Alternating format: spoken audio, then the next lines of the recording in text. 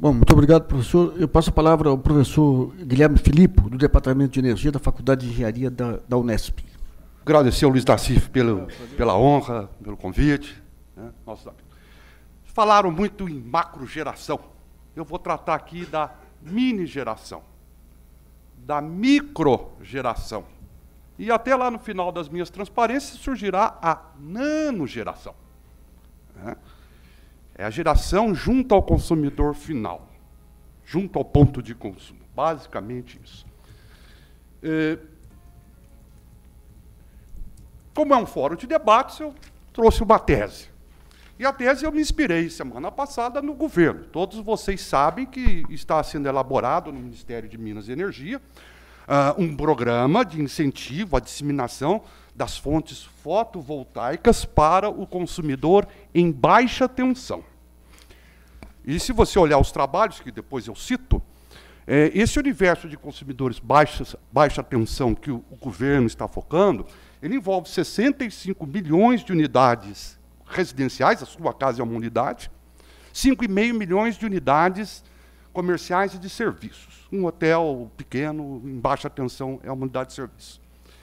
Evidentemente que desses 70 milhões de unidades consumidoras, ou você vai implantar um sistema de geração local de algumas poucas milhares. A tese que eu trago, e a tese é por força de hábito, né, a proposta para discussão, etc., desculpe a pretensão, é muito bom para o consumidor residencial, para o consumidor comercial.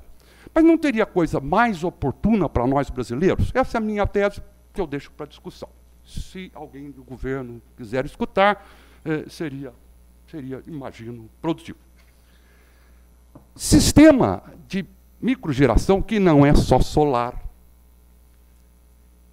Ele deve ser implantado, na minha modesta percepção, aonde a energia para o consumidor ou a sociedade seja muito cara.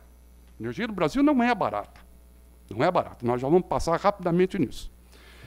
Nós temos alguns pontos em que a energia é preço normal para qualquer brasileiro, mas que para a sociedade é muito cara, porque exige subsídios cruzados. Sistema isolado brasileiro, consumidor rural brasileiro, e todos em baixa tensão, e o consumidor de média tensão, indústria, comércio, serviços, no tal horário de ponta, que foi motivo aí do apagão de 17 de janeiro. Então, essa é a minha proposta. Agora, se eu falar em microgeração, nanogeração, eu tenho que voltar na guerrinha desses dois caras há 120 anos atrás. Tesla e Edison. CC ou CA. Né? Sob o ponto de vista de instalações elétricas para o consumidor final. Bom, feita essa introdução, o que é uma... Se eu falar em micro, mini ou nanogeração, eu tenho que falar em microrrede. Uma microrrede, eu tenho as diversas cargas, e essas diversas cargas são diretamente alimentadas pelas mais variadas fontes de geração. Fotovoltaica, microturbina eólica, microturbina a gás, pequenos motores ciclo diesel operando com biodiesel ou com ciclo Otto trabalhando com biogás, microcentrais hidrelétricas, e mais para frente, células combustíveis, etc., etc., etc. Com uma não muito sofisticada, simples, interface eletrônica para fazer supervisão e controle. Agora, para definição, essa matéria, esse assunto, já é regulamentado pela ANEEL, Resolução 482, lá de 2012. E ali está definido, mini geração acima de 100 kW até um máximo de 1 MW, 1000 kW, seria a mini geração em média tensão. E a microgeração abaixo de 100 kW. E, para mim, nanogeração abaixo de 1 kW. Então, já respondendo uma pergunta que o Nassif fez no bloco anterior, essa mesma resolução já trata da comercialização dessa energia, do medidor bidirecional que compensa, etc., etc. Já é uma matéria regulamentada. Agora, já chama atenção nesse ponto que, quando eu faço a geração no ponto de consumo, no atual sistema brasileiro, geração centralizada, 120 mil quilômetros de linha de transmissão, 500 subestações de grande porte, etc., 200 hidrelétricas de grande porte, vai por aí, eu tenho 17% de perdas. 17% da energia gerada é perdida. Na transmissão, na distribuição, perdas técnicas, perdas não técnicas, etc. Em alguns pontos isso vai ser mais acentuado, até mais grave. Bem, e a micro ou nano geração, como o senhor pode ver ali no canto esquerdo superior, eu posso ter a microgeração para um dispositivo final. Já temos aí no Brasil milhares de pontos de iluminação independentes da rede elétrica. Pode ser uma residência, pode ser uma unidade rural, um pequeno comércio, um pequeno serviço, e não precisa ser exclusivamente solar, né? Pode ser microeólica, está começando a desenvolver a microturbina eólica no Brasil, com empresas brasileiras que estão indo com grande competência. Ainda precisa ter mais escala para reduzir preço. Bem, como é que está a situação hoje no Brasil? A situação hoje no Brasil, a regulamentação que eu mencionei foi estabelecida em julho de 2012. Depois foi revista em dezembro de 2012, ela já está há 2 anos no ar. Até a semana passada, nós tínhamos 307 unidades com microgeração instaladas. Pode ter um pouquinho mais de unidades que estão fora da rede, em ilha, uma zona rural, etc. Potência instalada de 15 mil megawatts, ou seja, em média, cada unidade até agora tem 50 quilowatts. Se eu tomar estudos de projeção da ABRAD, Associação Brasileira das Distribuidoras de Energia Elétrica, ela enxerga num bom cenário, para 2030, que tenhamos 450 mil instalações. Lembra que o universo atual é de 70 milhões de unidades em baixa tensão. Então, o que se espera da ABRAD, 450 mil unidades lá em 2030. O próprio governo, o próprio Ministério, ele tem uma expectativa de 160 mil unidades agora, daqui a 8 anos, em 2023. E essas exclusivamente fotovoltaica.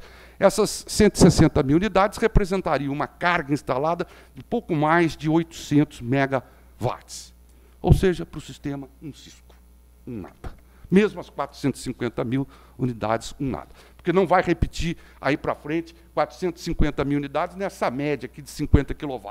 Porque nessas 307 unidades já tem alguma coisa de mini geração. Né? Em shopping center, etc. Tem muita gente testando isso, depois podemos abordar. Quem quiser saber mais sobre projeção do mercado, o melhor trabalho é do próprio governo, da EPE, da Empresa de Pesquisa Energética, né? Relatório nota técnica número 19, do final do ano passado. É o que tem de mais atual, em termos de projeção. Agora, deixa eu dar uma olhada, antes de eu começar a discutir aspectos, entrar marginalmente em questões econômicas. Nós temos uma microgeração indireta, que é o aquecimento solar, que está aí há 30 anos ou mais, que nunca teve incentivo nenhum, ficou por conta própria. Mais recentemente, houve um incentivo da CDHU, da Minha Casa, Minha Vida, em programas habitacionais. Hoje, em 2013, o Brasil tinha 10 milhões de metros quadrados de coletor solar para aquecimento.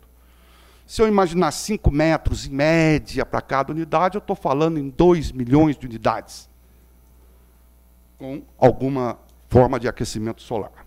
Bom, isso traduz um número ridículo. 5 metros quadrados por 100 habitantes. Na Áustria, isso vai a 18, em Israel vai a 70. Mas, ainda assim, o Brasil está em 5º lugar numa série de países que tem 5,8 gigawatts térmicos de aquecimento solar. E é uma potência expressiva. Estou falando em 5 gigawatts térmicos, a potência instalada elétrica brasileira, todo o sistema, é 135. Mas, ainda assim, nós somos metade da Turquia.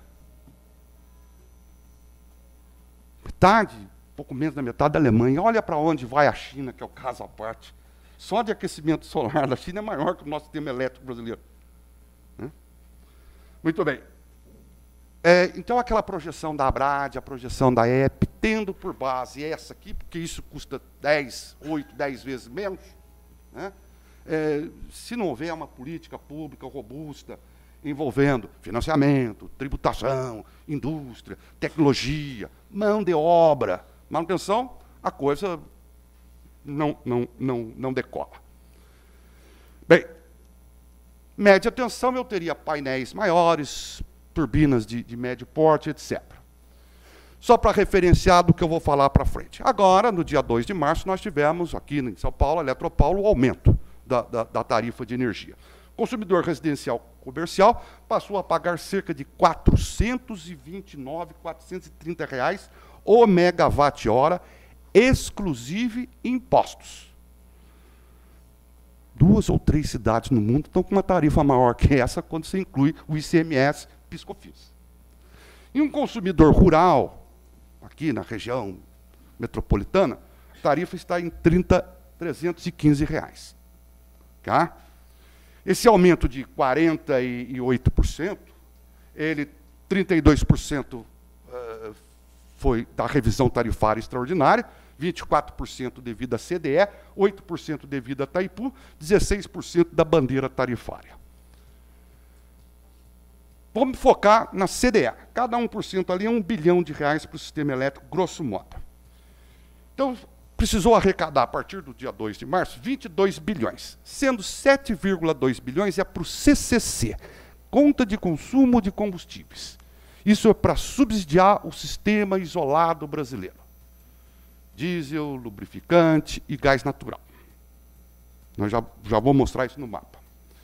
E depois tivemos mais 5,5 bilhões de subsídios tarifários extras. Nós subsidiamos consumidor rural, cooperativa de eletrificação rural, sistemas de irrigação, isso tudo dá 60 e pouco por cento desses 5,5 bilhões. Mais o saneamento básico e um pouquinho de consumidores especiais, que atualmente é o incentivo que o governo está presente para o consumidor especial adquirir energia de fontes renováveis. Bem, aí então estamos falando em 12 bilhões anuais que nós estamos botando na tarifa, pressionando a tarifa. Embora o consumidor rural, o consumidor do CCC esteja pagando, como eu mencionei na transparência anterior. 430 a tarifa do consumidor residencial, 315 do rural. Essa proporção é a mesma no país inteiro. Isso aí é o sistema isolado brasileiro, cada bolinha disso. No Rio Amazonas, no Rio Branco, fundamentalmente na Amazônia. Né? Caso típico de um gerador a diesel, que vai alimentar lugarejos, vilarejos, pequenos aglomerados urbanos, e algumas cidades de porte maior, como Parintins, no Amazonas, por exemplo. Mas chama a atenção que são consumidores, ou unidades consumidoras, com baixa exigência de potência, de carga, de qualidade. A qualidade é péssima, para quem já rodou nesses sistemas. Continuando. E isso caracteriza uma microrrede. Cada pontinho daquele que eu mostrei é um gerador e um conjunto de consumidores. Agora eu vou me deter um pouco mais nessa transparência. Esse sistema isolado, em 2013, consumiu 5,8 terawatt-hora de energia, em 2014, 3,7 terawatt-hora, que estamos em transição. Em julho do ano passado, julho de 2014, Manaus saiu fora do sistema isolado e passou para o sistema interligado. E a semana passada, Macapá começou a sua interligação. Então, por isso, a queda do consumo de 2013 para 2014 e vai cair um pouco mais em 2015 por conta do Macapá. E também a unidade consumidora. 910 mil unidades consumidoras em 2013, 440 agora em 2014 e vai cair em torno de 400 mil. Essa CCC, Conta de Consumo Combustível, que a gente está pagando a tarifa, 7,2 bilhões que foi resolvido disso, cerca de 2 bilhões ele vai subsidiar o gás natural de Urucu, que toca umas térmicas a gás de Manaus. Para fazer o financiamento desse gasoduto da Petrobras, lá do campo de Urucu. Tem mais um pouquinho de subrogação de CCC, etc. Mas, de qualquer forma, 5,2 bilhões, e aqui é uma conta meio de padeiro, tá? Estou fazendo uma conta meio de chegar, não estou sendo preciso. 5,2 bilhões foi para queimar óleo diesel. para gerar 3 terawatt-horas de consumo, que no ano corrente de 2015 será menor, a gente sai aí para uma continha de padeiro a R$ 1.400 o megawatt-hora.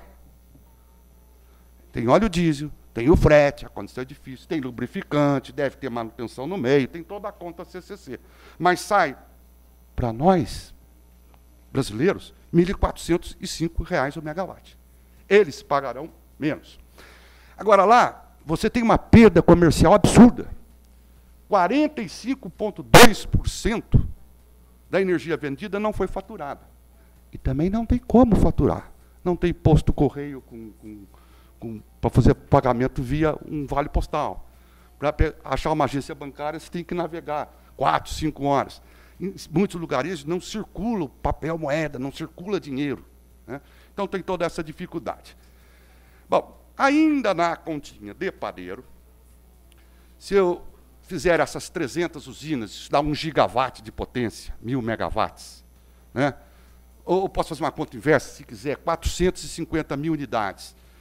Se eu gastasse R$ 20.000 por cada unidade de baixo consumo, eu teria um gasto de 8, 9 bilhões para substituir, seja por fotovoltaica, seja por microturbina eólica, seja por turbina a gás, de microturbina a gás, biogás, né, de biodigestão e assim por diante.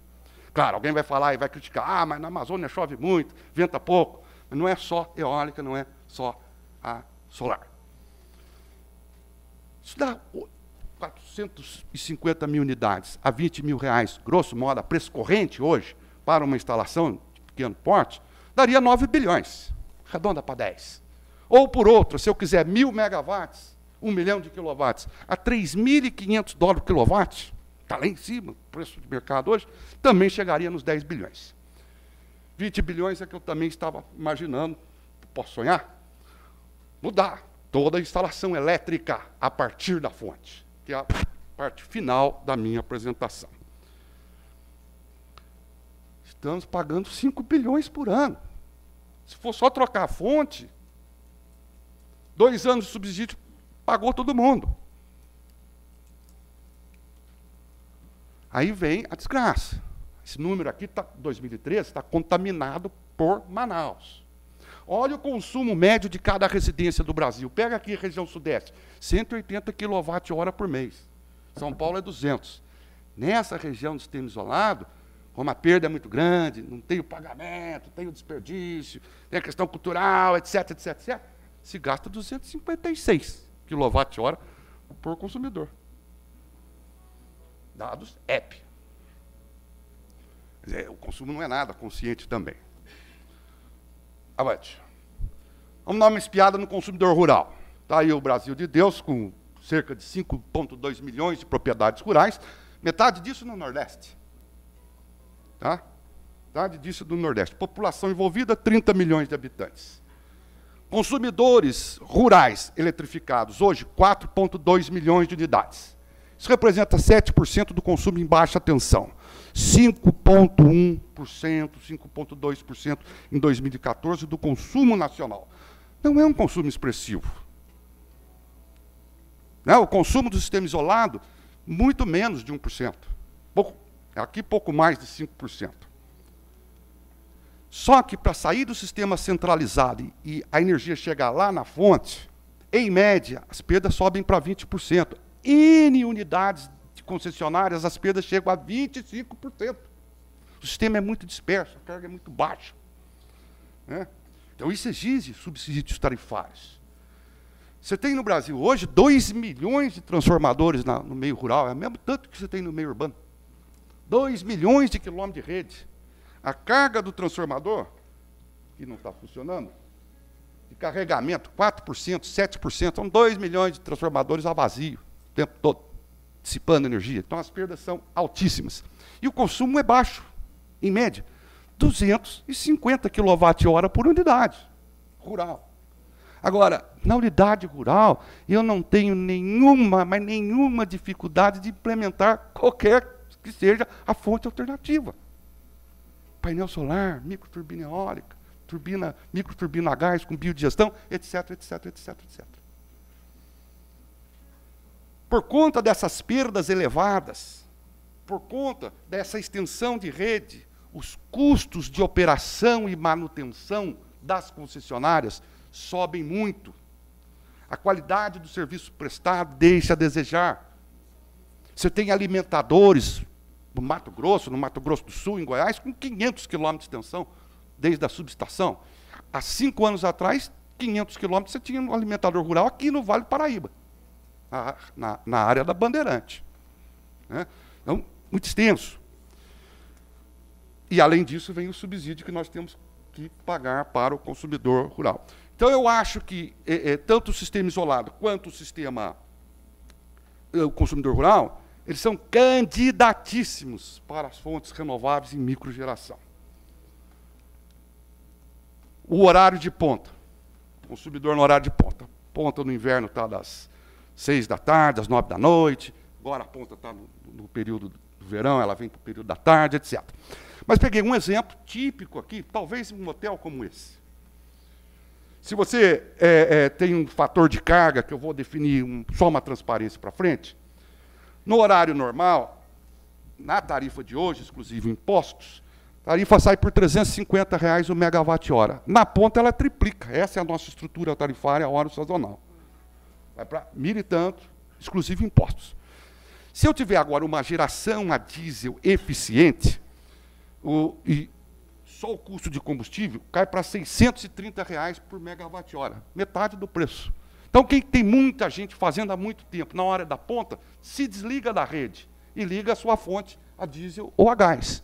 Aliás, é essa fonte, a diesel e a gás, que o governo quer que entre no mercado aí para dar uma aliviada na carga. Está imaginando 7 gigawatts disso daí.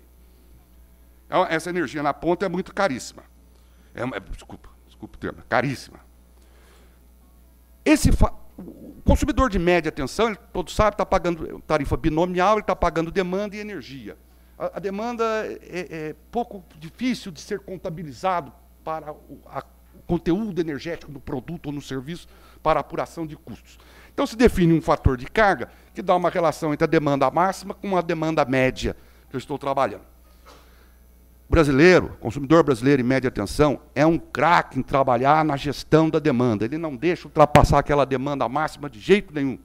Tem todo um sistema de gestão de demanda. Ele será penalizado com multas severas. Agora, essa gestão do fator de carga, ele não faz, com raríssimas exceções. E aqui, eu traduzo o preço médio. Eu vou computar a demanda e vou computar a energia que está lá na minha tarifa em termos de preço médio por quilowatt-hora, para apurar o custo por quantidade de energia gasta no produto ou no processo. Então, eu tiro um preço médio. Olha como é o comportamento do preço médio em função desse tal fator de carga. Se eu tiver com o fator de carga aqui em torno de 0,35, triplica. Mas se eu tiver abaixo disso, e muitos estão, a energia quadruplica, quintuplica e assim por diante. Porém, se eu for lá para um fator de carga elevado, mesmo no horário de ponta, ela não fica tão cara assim. Evidentemente que é mais cara fora de ponta, mas ela vai subir 20%, 30% apenas. Ora, então o que tem que fazer a energia renovável? Na microrrede, ser acumulada para ser usada na ponta. Esse é o canal que eu imagino, estou propondo. A guerrinha dos caras. Guerra das correntes. Geração centralizada, descentralizada. Agora ela já me deu quantos minutos? 5? 5 minutos. Então tem que passar 2 transparências por minuto. Mas vai. Bom, só ir no History Channel e veja. Essa guerra não acabou. Porque se eu estou falando de geração descentralizada, era o que o Edison propunha. Na geração descentralizada tem que ser corrente contínua. Ele perdeu a guerra por conta disso daí. Que há 120 anos atrás, a carga elétrica era só resistência e indutor, quando muito capacitor. Em 56 chegou o transistor, depois ele foi miniaturizado. E hoje a nossa carga é uma salada, que exige conversão AC, DC, DC, AC, vai embora. 80% de toda a energia consumida hoje no mundo passa por um processo eletrônico. Veja lá dentro da sua casa.